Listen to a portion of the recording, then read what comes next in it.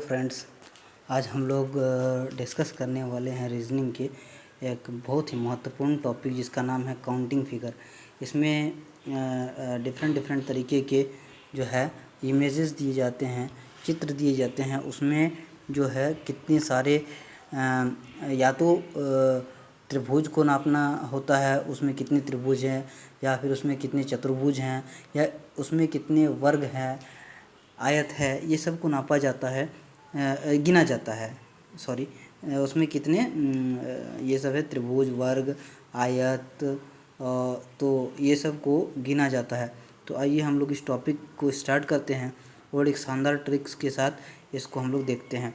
इससे देखिए, जैसे यहाँ एक दिया हुआ है त्रिभुज, एक त्रिभुज दिया हुआ है। इस त्रिभुज को हम लोग देखते हैं तो यहाँ पे ये कितने त्रिभुज है, तो एक त्रिभुज है। अगर इस त्रिभुज की बात किया जाए तो एक त्रिभुज में अगर एक लंब से त्रिभुज को दो भागों में बांटा गया जाता है तो उसके दो भाग हो जाते हैं, एक और दो। तो इस तरह से हम लोग अगर ये कितने हो गए, ये 1 + 2 = 3, तो इसमें 3 त्रिभुज टोटल होंगे। जैसे हम लोग देखते हैं कि यहाँ पे एक त्रिभुज है, इसमें हो गया एक और एक दो, ये दो त्रिभुज हुआ, और एक बड़ा वाला जो त्रिभुज है ये त्रिभुज, ये तीनों त्रिभुज मिला के 3 त्रिभुज होता है। इसको हम लोग इस ट्रिक से जो है निकाल सकते हैं। चलिए देखते हैं कि इसमें कितने त्रिभुज हैं। अगर इस त्रिभुज की बात करें तो त्रिभुज को 1 2 3 4 भागों में बांटा गया है। तो इस 4 भागों में जो बांटा गया है उस त्रिभुज को हम लोग ऐसे काउंट कर लेते हैं, 1 2 3 और ये 4। तो हो गया 4 भागों में बांटा गया। तो देखिए 1 2 3 और ये 4। अब हम लोग इस नंबर्स को अगर जोड़ देते हैं तो इसमें जितने भी सारे त्रिभुज हैं उस त्रिभुज की संख्या हम लोग आसानी से निकाल सकते हैं। देखिए जैसे 1 और 2 कितना हो गया, 3, 3 और 3 कितना हो गया, 6, 6 4 10। यानी कि टोटल जो त्रिभुज होंगे, वो टोटल त्रिभुज जो होंगे वो कितने होंगे, त्रिभुज की संख्या वो हो जाएगा 10 के बराबर। ये कैसे निकाले हम लोग फिर से एक बार देख लेते हैं। इसमें जो है कैसे हम लोग इसको निकाल रहे हैं, इसको एक बार और हम लोग देखेंगे। तो देखिए इसमें त्रिभुज में को जो बांटा गया है वो एक पहला भाग ये हुआ, दूसरा भाग ये हुआ, तीसरा भाग ये हुआ, चौथा भाग ये हुआ। तो सिंपली हम लोग जैसे काउंटिंग करेंगे, नंबर देख के हम लोग उसको ऐड करेंगे। तो 1 और 2 कितना हो गया, 3, 3 और 3 कितना हो गया, 6, 6 4 कितना हो गया, 10। यानी कि इसमें टोटल जो है त्रिभुज जो है वो 10 त्रिभुज बनेंगे। आशा करते हैं कि आप लोग समझ गए होंगे। अब हम लोग अगला फिगर देखते हैं कि इसमें कितने त्रिभुज की संख्या होगी। जैसे आइए हम लोग इस फिगर को देखते हैं। तो इसमें क्या है कि त्रिभुज तो दे रखा है कि क्या होगा। इस त्रिभुज में एक तो ये त्रिभुज दिया हुआ है, तो इस त्रिभुज में ये हुआ त्रिभुज, और आपको लंब के इधर लंब दे के इसको दो भागों में बांटा गया है, फिर इसको एक भाग इधर से भी बांट दिया गया है। तो देखिए पहला तो ये है कि आपका लंब वाला 1 और 2 दे के हम लोग इसको काउंट करते थे तो 3 हो गया। तो कितना टोटल कितने भाग हो गया, 3 हो गया। लेकिन अब देखिए इसको दो भागों में बांट दिया गया है। जैसे कि इसको देखा जा सकता है कि यहाँ पे इसका ये वाला हो गया, ये 2 भाग हो गया, लेकिन यहाँ से देखिए इसको और 2 भागों में बांट दिया गया है।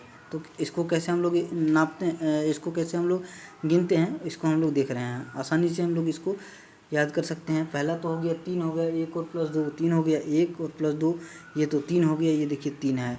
उसके बाद डायगोनली हम लोग नापते हैं कि 1 और 2 ये दोनों को जोड़ते हैं तो ये जितने भी होंगे, जितने भाग होंगे, यानी कि कोना जो है वो कितने भाग का है, तो कोना जो है सो 2 भाग में बटा हुआ है, तो 2 से गुना कर देंगे। 3 को 2 से गुना कर दिए, 6 हो गया।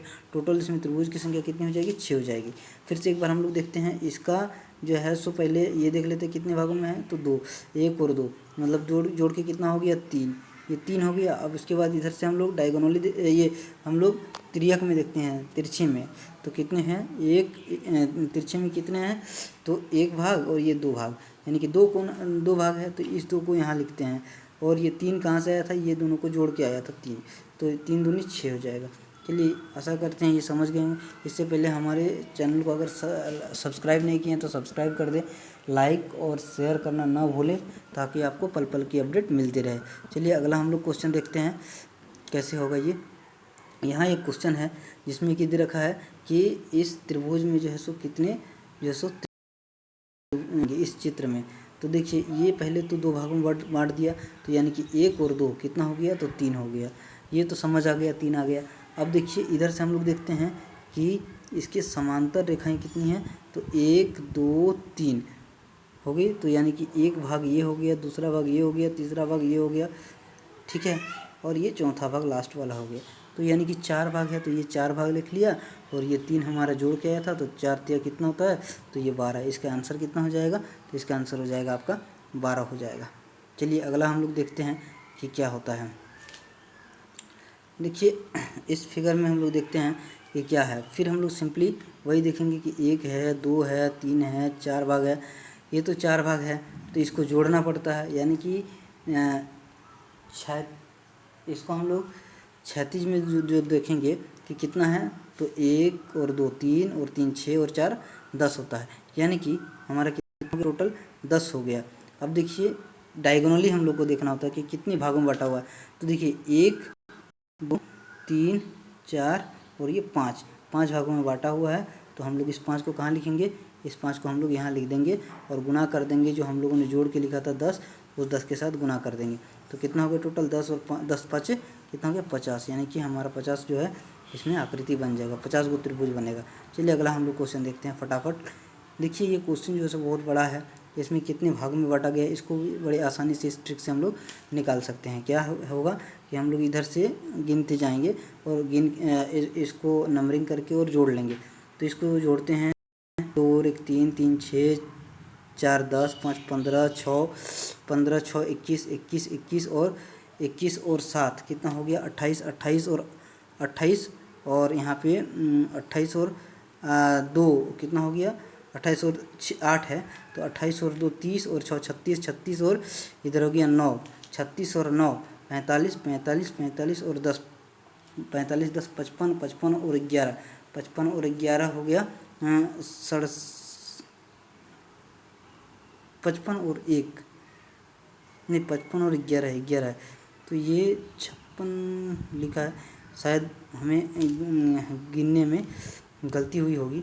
तो देखिए हाँ ठीक है, 55 और 11 66, 55 और 11 कितना हो जाएगा आपका 66 हो जाएगा, 66 हो गया। और 66 के बाद क्या है, इधर से हम लोग कोने से हम लोग जो है नाप गिनेंगे, तो 1 2 3 4 5 6 इधर से गिनेंगे, तो ये हमारा कितना होगा 7 8 9 10 और ये 11 हो गया, 11 है कोना में, तो कोना में कितना है 11, यानी कि 66 गुना 11 ये कितना हो जाएगा आपका 66 गुना 11 आपका टोटल जो है वो 726 के बराबर हो जाएगा। तो ये 726 ट्रायंगल इसमें बनेंगे। क्या दोस्तों इसको हम लोग आसानी से गिन सकते थे? नहीं, अगर ये ट्रिक नहीं रहती तो हम आसानी से इसके ट्रायंगल को नहीं गिन सकते थे, और हमें सेकेंडों में वहाँ एग्ज़ाम हॉल में आंसर देना होता है। तो आशा करते हैं कि ये ट्रिक आपको बहुत ही बेहद अच्छा लगा होगा और इसको आसानी से आप लोग समझ पाए होंगे। देखिए टाइप 2 आता है इसमें, जिसमें कि ट्रायंगल को मापा जाता है, त्रिभुज कितने होते हैं। तो देखिए इसमें जो है, इसमें हम लोग क्या करते हैं कि जो है मतलब त्रियक में हम लोग देखते हैं कि कितने त्रिभुज है। तो एक पहले तो काउंटिंग ये नंबर सिस्टम कर देते हैं, नंबर लिख देते हैं, 1 हो गया, यहाँ पे दूसरा त्रिभुज हो गया, यहाँ तीसरा त्रिभुज हो गया, यहाँ चौथा त्रिभुज हो गया। अब क्या करते हैं, त्रिभुज की संख्या जितनी है वो तो समझ में आ गया कि कोनों में कितना है, कॉर्नर में तो 4 त्रिभुज है कॉर्नर में, तो यहाँ ये n = हम लोग 4 रख देते हैं इस फॉर्मूला में।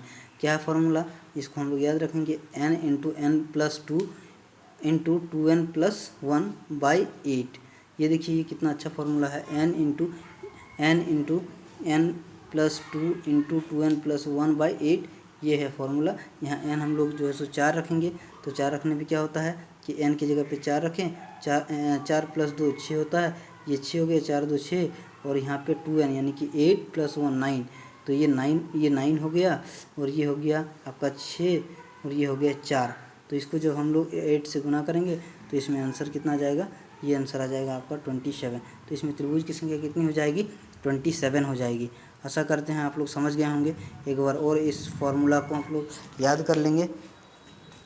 देखिए एक और है टाइप 3, जिसमें कि आपको इस टाइप के कुछ चित्र दिए होंगे जिसमें कि त्रिभुज के अंदर त्रिभुज, त्रिभुज के अंदर त्रिभुज, और हर एक त्रिभुज को जो है वो इस तरीके से बांटा गया होगा।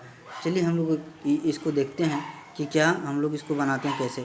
तो आइए इसमें देखते हैं कि क्या होता है। ये है त्रिभुज। इस त्रिभुज को पहले तो हम लोगों ने देखा कि इस त्रिभुज को यहाँ पे दो भाग में बांटा है, यहाँ पे भी इसको दो भाग में बांटा, यहाँ पे भी एक दो भाग में बांटा। तो इसको हम लोग जब देखेंगे तो इसमें भी आपका 3 भाग हो जाएगा, क्योंकि 1 और प्लस 2 3 होता है, वही वाला फार्मूला से 3 हो गया। फिर यहाँ पे भी 3 हो जाएगा और यहाँ पे भी 3 हो जाएगा। तो कितना हो गया? तो 3 + 3 + 3 तो कितना हो गया? 9 हो गया। 3 3 6 3 9। तो यहाँ तो 9 हो गया, ये और ये मिला के 9 हो गया। उसी तरीके से यहाँ 3 3 6 3 9, फिर यहाँ पे 3 3 6 3 9 हो जाएगा। यानी कि बाहर साइड में 9 प्लस फिर अंदर साइड में 9। अब देखिए और तो नहीं है, लेकिन अंदर से हम लोग बाहर आते हैं, एक ये वाला, एक फिर 2 और एक 3, फिर 3 हो जाएगा। यानी कि 9 9 18 और 3 18 3 21 होगा। आशा करते हैं कि आपको समझ में आएगा। Thank you.